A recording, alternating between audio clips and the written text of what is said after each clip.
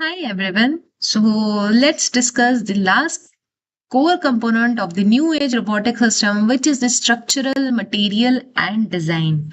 Right?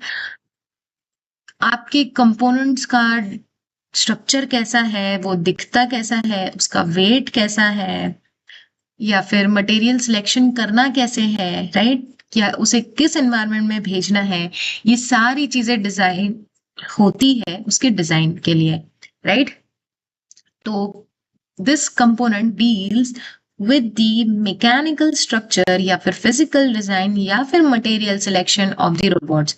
It determines robot दिखता कैसे है, move कैसे करता है, या फिर अगर environment में कोई भी stress है तो वो किस तरीके से मैनेज कर रहा है. अब डिजाइन फैक्टर्स क्या क्या है? सबसे पहले हमें कंसीडर करना पड़ेगा कि स्ट्रेंथ कितनी है, राइट? जो एप्लीकेशन हम लोग बनाने की सोच रहे हैं उसका स्ट्रेंथ कितना है, हमें कितना लोड या हमें कितना फोर्स उससे हैंडल करवाना है, राइट? तो हमें उसका स्ट्रेंथ फाइंड करना पड़ेगा पहले. फिर वेट जो है वो अफेक्ट करता है कि कितना स्पीड होगा, एनर्जी कंजम्पशन कितना होगा या मोबिलिटी कितना होगा. ड्यूरेबिलिटी मतलब वही वेयर एंड टेयर वाली कंडीशन कि कितना लंबा ये चल सकता है ना, कितना लॉन्ग टर्म ड्यूरेबल ये चीज है, जैसे कितना रेजिस्टेंस टू वेयर है या फिर एनवायरमेंटल कंडीशंस को किस तरीके से ये अडेप्ट करता है, right? Cost basically impacts commercial viability, right? And safety मतलब वो मटेरियल कितना सेफ है ह्यूमन इंटरेक्शन के लिए या फिर कंपोनेंट्स के आपस में इंटरेक्शन के लिए.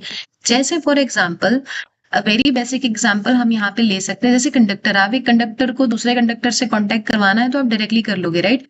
बट एक कंडक्टर से आपको कोई ह्यूमन इंटरेक्ट कराना है तो आपको वहां पे एक इंसुलेशन बेस चाहिए होगा, राइट? ताकि उस ह्यूमन को शॉक ना लगे, राइट? तो मटेरियल बहुत ज्यादा डिसाइड करते हैं कि रोबोट टू ह्यूमन कम्युनिकेशन किस तरीके से हो पाए.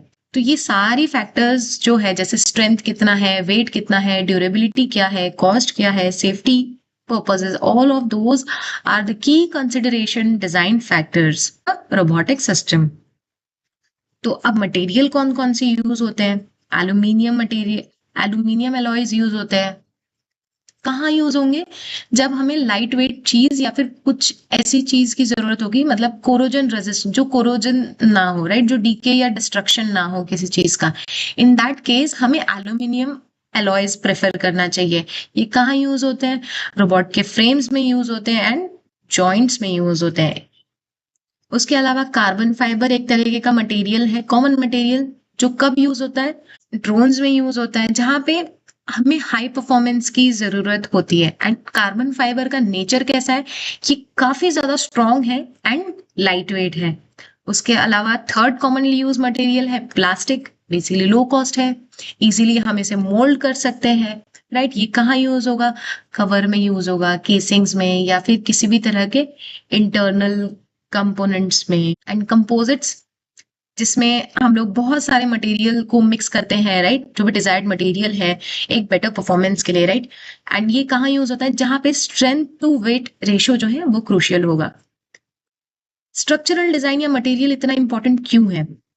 क्योंकि ये डिसाइड करता है रोबोट का स्पीड कितना होगा एंड उसकी स्टेबिलिटी कितनी होगी, राइट? अगर बहुत ज्यादा वेट होगा किसी चीज का तो रोबोट के स्पीड में असर गिरेगा, राइट? या उसको लिफ्ट कराने में या उसकी स्टेबिलिटी देखने में भी दिक्कत होगी.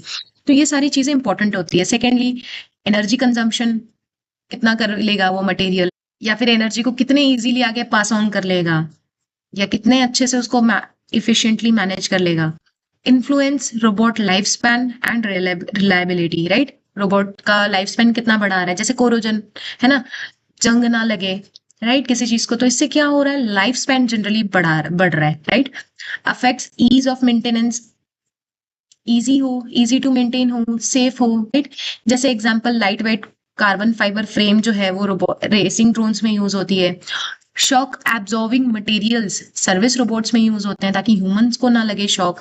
Modular robot designs for easy upgrades, right? So these are the examples for it. So I hope I am able to give you a brief idea about structural, material and design. In this manner, we have completed the detailed block diagram explanation of new age robotic system. So in the next session, we will discuss about the application of NARS. Till the time, stay tuned. Thank you.